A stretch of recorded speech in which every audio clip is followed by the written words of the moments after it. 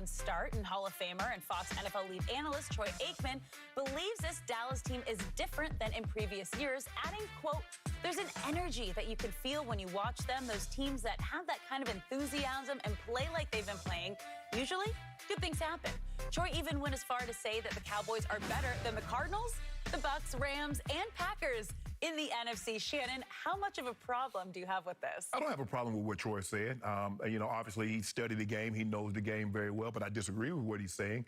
I got the Cowboys the 4th best team in the NFC right now. I'll still put the Rams, the Cardinals, the Bucks, because they all have just as dynamic of an offense as the Cowboys. And defensively, the Cards are 3rd in defense, Rams are 9th, and the Bucks are 17th, and the Cowboys are 20th. They gave up 21 points to the Eagles. They gave up 28 to Carolina, 20 to the Giants, and most of those teams were missing the entirety of their offense. So I'm not finna fall in love, because I think they gave up 29 to the Patriots. And I'm not going to fall in love with them, because I still believe they can be had defensively. And I think when you look at the Cardinals, you look at the Rams, you look at the Bucks, and what they possess offensively, they can match the Cowboys. And I think that's where the Cowboys applies the most pressure, is because their offense, they are dynamic. Their offense is a lot better than what I thought it would be. I think their offense is better than what a lot of people thought it would be. They're able to run the football, and when you take the rush away, Dak has performed unbelievable, saying, "Lee, okay, take that away. You know I still can throw this football, right?" Okay, so they've done that, Skip. So for me, I don't have a problem with what Troy said. I just disagree, because I think the Rams, the Cards, and the Bucks all have just as dynamic offenses, slightly better defenses. So I would say the Cowboys are the 4th best team in the NFC. Okay, I hear everything you just said. It was reasonable. It was well researched, well validated with all of your stats. Mm-hmm. I want, before I launch, people to understand that Troy Aikman, obviously, he played Hall of Fame quarterback for my Dallas Cowboys. Right. But in his role here at Fox as the He ain't no homer. He is no homer. And do you remember that fateful Thursday night game at Chicago in 2019? Yeah. At the end of that game, he was scathing in his criticism, not only of the football team, but of the entire organization all the way to the top of the ladder. He said they don't know where they go from here. He did not know where they went, and he was basically saying, "I'm finished with these people," right? Yes. But he does do a radio gig in Dallas. He does radio interviews in Dallas, and he was obviously preaching to a choir. But Troy is true to his own feelings, and he's not going to say it if he doesn't completely 1,000% believe it. And I believe he does believe that right now this looks to him like the best team in the NFC. Just on stubborn pride, because I picked the Bucks to win the NFC, I'm going to stick with the Bucks slightly. But I will tell you, your favorite website, Pro Football Focus, this week has the Cowboy offense ranked #1. Okay. And you must give them this, that we saw Brady go to Belichick and struggle for parts of the night. Right. He got hot late, but it was a long, hard, emotional roller coaster of a night for him. And I think you would say, my Cowboy offense looked a lot better against Belichick's defense than Brady's offense looked. He did, but I got to flack in the weather, Skip. You know, it was a cold, rainy, dreary day. It was dreary and rainy and highly emotional. Right, yes. Fraught with emotion. Yes. We got that.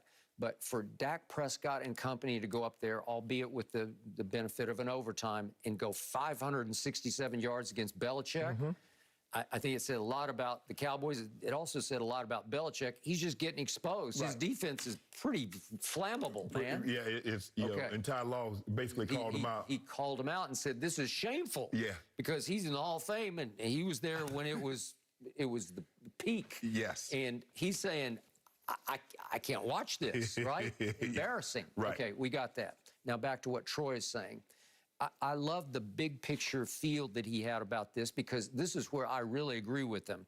He said, what I like, which is different than in other years, is just the feel that this team has, that they love to play together. Right. That's the vibe I get from this team. And that kind of enthusiasm. And when you play like you've been playing, usually good things happen. And you've been in the middle of those teams 3 different times. You won 3 different Super Bowls. And you know how the momentum starts to to build. Especially, Skip, when you're an offensive-based football team. Yep. And that's where their firepower is. That's where the stars are. Although Trayvon Diggs says, hey, when you talk about the Cowboys' big three, I want you to mention me also, is that once you start doing what they're doing and winning games how they're winning, you take one element away, and then the quarterback steps up. And then all of a sudden you say, well, Dak, we don't need you to throw the ball like 20 times because we can run the ball. Once you start to see that happens, you go out there with a certain level of expectation. Oh, we winning. It's not what they do, it's what we do. You don't have to hope. Skip, you're like, well, if they do this and if this goes well, we got a great chance of winning. I believe now the Cowboys step on the field saying, you know what, we're supposed to win this game today. That is correct. It doesn't matter who we play, we're the better team. Okay, and you know it because you can see it in their body language, just the way they carry themselves. And when things started going woefully wrong, like bad old days wrong at New England, what did we talk about on Monday morning? They did cowboy things, as you always say, predictably, and then they won the game. They did that, and then they won. They screwed that up, and they won. And that's the mark of a team that's on a roll. It reminds you of, you remember when Tom went there, and there were guys like Tom said, we're going to win the Super Bowl, and Tom, we got Tom, we got Tom, we got Tom. Well, that's the same thing that you have to start with Dak Prescott. When the Rams got Matthew Stafford, everybody was, woo, man, we got Matthew Stafford.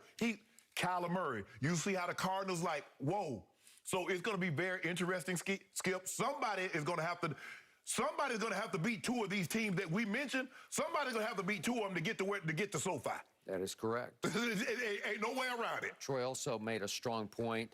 This time, for the first time, there's only one bye in each conference. So you're playing for gold here because it's not going to be two byes. If you get the one, and Dallas has a chance because they don't have that hard of a schedule to me. I said 12-5. I may have been underplayed it a little bit.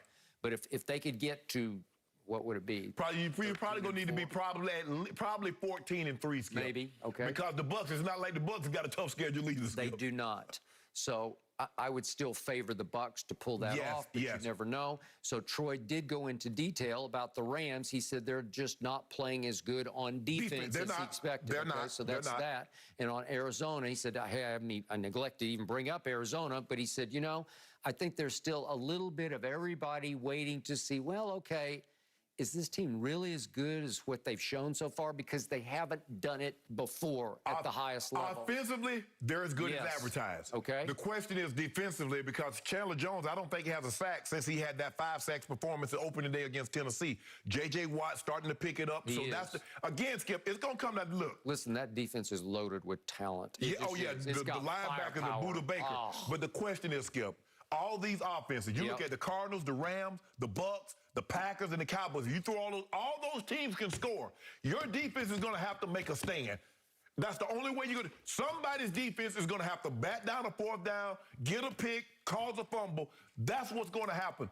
Because offensively, all these teams can go get 500 yards and 35, 40 points on you. All of them. Okay.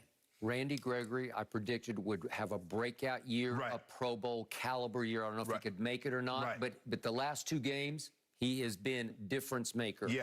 DeMarcus Lawrence midseason will come back as the bookend end, and then you'll start to have something that starts to make sense, where it'll start to look legit. I think of all the teams that we're talking about, I think the Cardinals have the weakest offensive line, where the Rams, the Packers are going to get Bakhtiari back, Skip. That's going to solidify their offensive line. We know what the Bucs represent. We know how their offensive line, they might not have the big names, but as a unit, they're and it goes without saying. You got Ty Smith, who's the second-rated tackle. You got Zach Martin, who's the #1 rated guard. And you're going to get Lyle Collins back. Next game, Lyle is back.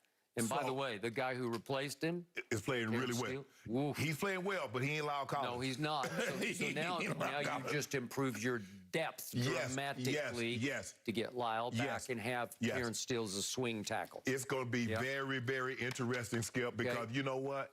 But all these places, Dallas is indoors.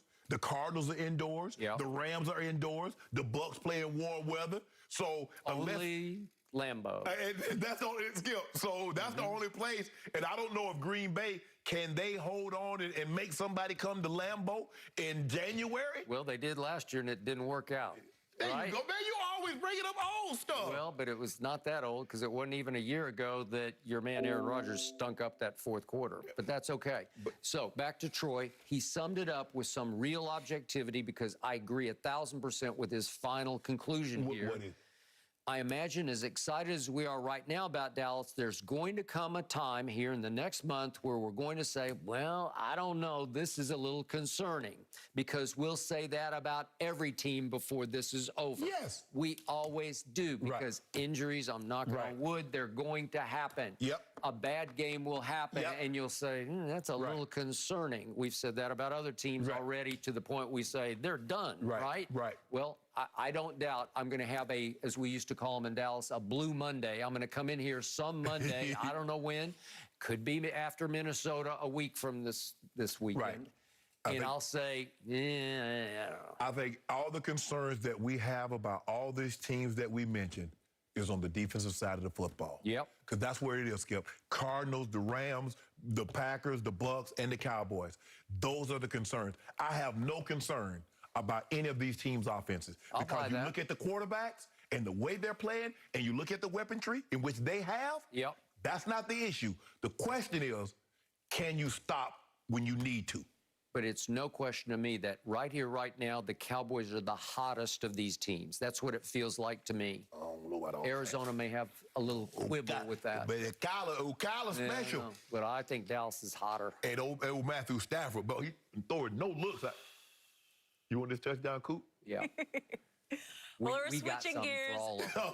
Okay, you got Back to the NBA, you guys. Will LeBron and the Lakers turn things around after their season-opening loss? Chris Broussard joins us to preview